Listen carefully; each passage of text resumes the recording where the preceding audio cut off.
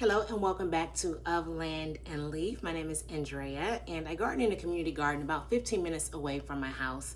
I started the community garden in an effort to eat better, to change my life through eating organically. And the more I garden, the more I learn, that there's so much more that I can do. And so recently I started raising worms, red wiggler worms. Very recently. I've been studying it for a couple of weeks. My worms came in 2 days ago, and today it's been 48 hours. They are going to be fed for the first time. I learned through my research that when your worms arrive, it's best to just let them settle into their new environment. They've been traveling. Mine traveled for a week before they made it to me. Now, I did peek yesterday. It was just hard to just leave them totally undisturbed, but I am going to be better about that. I did peek at them yesterday just to see how they were doing, and they had buried down into their bedding, and they seemed to be fine. They were comfortable. The bedding was moist. So I feel really good about feeding them for the first time today. And I'm really not going to do too much. Sometimes I have to push myself not to do too much.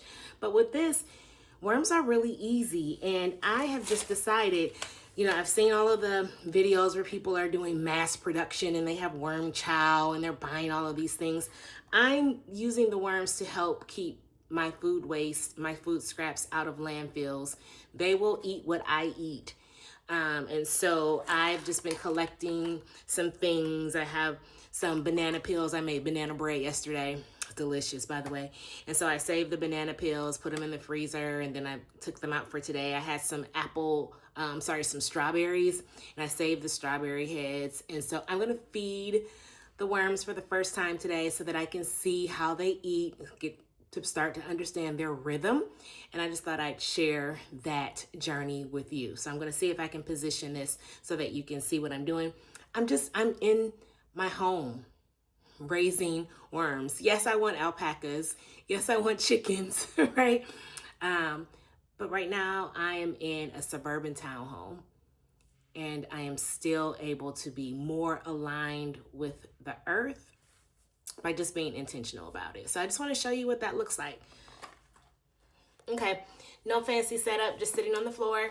And here is my small bin. This is just a really small 6.5 quart tote that I got from Home Depot that I put 50 worms in to start, because this is going to be the bin that I kind of fatten up my worms and breed my worms so I can have a bit more. I want to get the cocoons more out of this than anything else, more than castings or worms. I want to give these worms a nice little suite to mate in. So I'm going to start here. You see I drilled some holes in here. And this is what it looks like on the inside. I just have moist paper towels on top.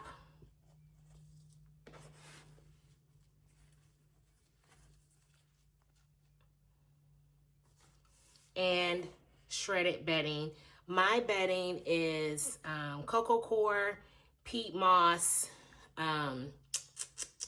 shredded cardboard, and I put a little teeny bit of ground eggshell in here and like a sprinkle of compost in here. And the worms are still really small. I just got them yesterday, but when you peel this back, you start to see some of them. They're moving, and they're moving a lot faster today than they were when they came in 2 days ago, which is good.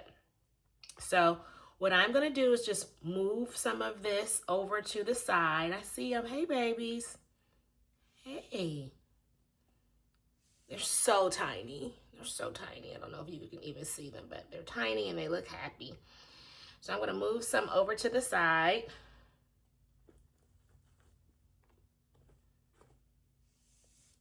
And then I'm just going to put in a little small banana peel. Again, this has been frozen because I heard that helps with the decomposition process if it's frozen first. So I'm putting in little small bits of banana peel and couple little small tops of strawberries. These are tiny worms and there's only 50 of them in here, so I'm not doing too much. I just wanted to put a little bit in here to see how long it would take them to break this down. And this is their first feeding. So that's gonna be it for this. Then I'm just going to cover that back up. I left it on one side because I really wanted to encourage them. So I just want to see if they migrate. So I left the food on one side. Sometimes people will put it in the middle, but I just put it on one side. And then I got my shredder over here. Same shredder that I shred bills and stuff with. And I put a little more. My light went out, hold on.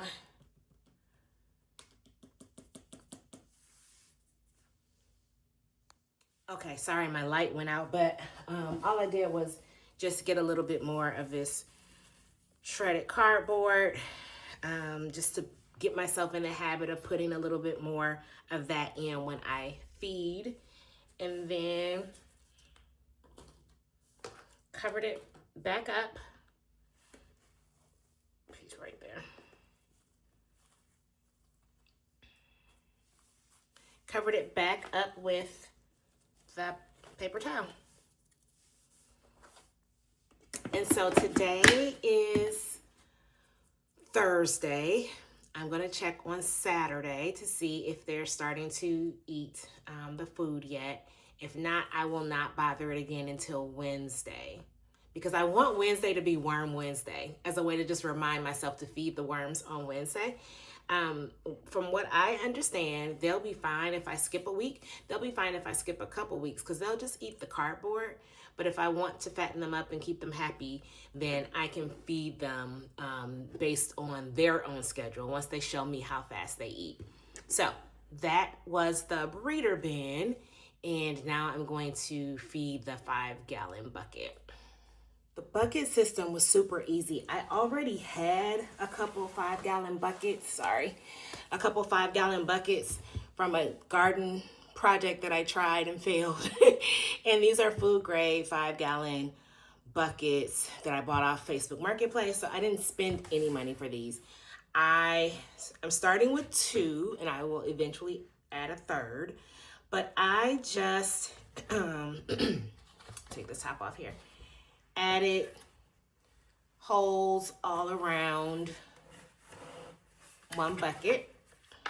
And the first thing I did when I checked today was I took that bucket out of the second one to make sure that no worms have fallen down into this bottom one. The bottom one is really just to catch moisture, which I don't imagine I'm gonna have a lot of extra moisture because I don't plan on keeping them wet.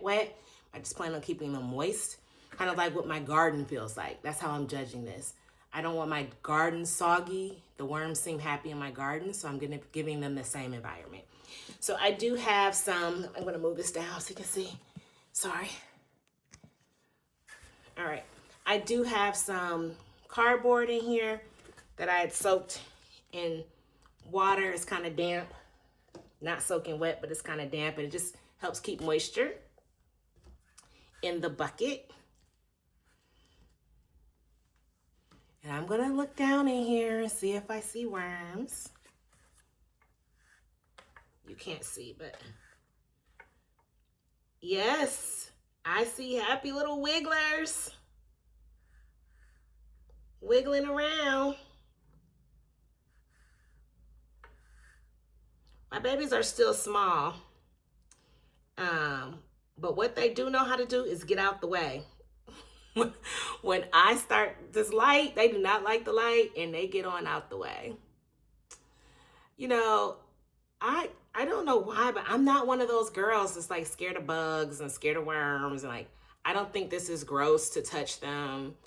I'm in garden groups and girls are all like, ooh, I can't, there's a worm, there's this, there's that. And I'm just like, yeah, they don't bother me at all, I guess, because when I was a little girl, we used to dig under stones and rocks and stuff and play with bugs. So this doesn't bother me at all. In fact, I'm gonna have to try to remind myself to wear gloves so that I'm not in here barehanded all the time. But yeah, the bedding feels good. It could probably take a little more moisture, so I'm gonna spray it with a little bit of water that I have sitting outside that I boiled, and I'm gonna catch rainwater outside as well, but it doesn't feel dry. It's not dry at all, but it can probably use a little bit more moisture.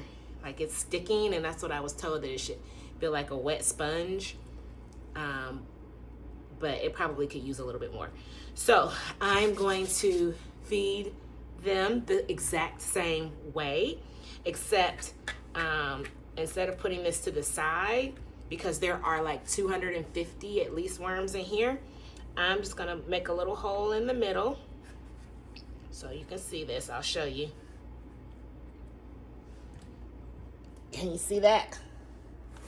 I made a little hole in the middle, and that's the hole that I'm going to put the food waste in. So, got my banana peels, and they're gonna get a little bit more. Banana peels, strawberry heads. There's a little piece of lettuce, I think, in there too, which is fine.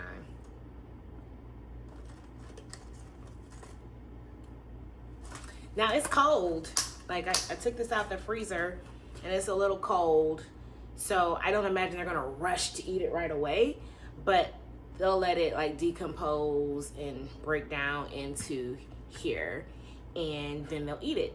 If you're watching this and you are already into vermiculture or you grow worms, let me know if you freeze your food waste. I was told that that was a good idea. If that's a step that I can skip, I'll skip it. But if you suggest that I continue to do that, let me know. All right, so now I'm going to cover this back up.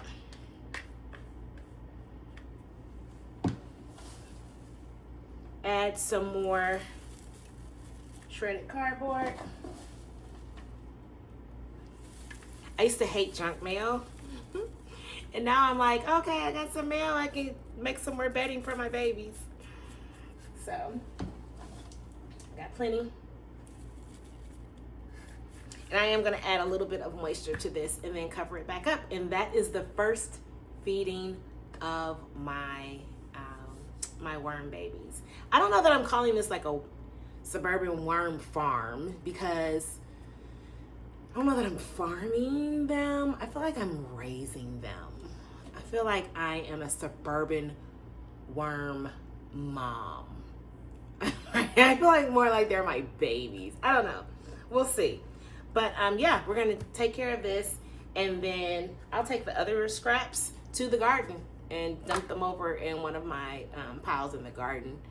And that's how I continue with this circle of life that I am creating in my suburban townhome here in Zone 8A.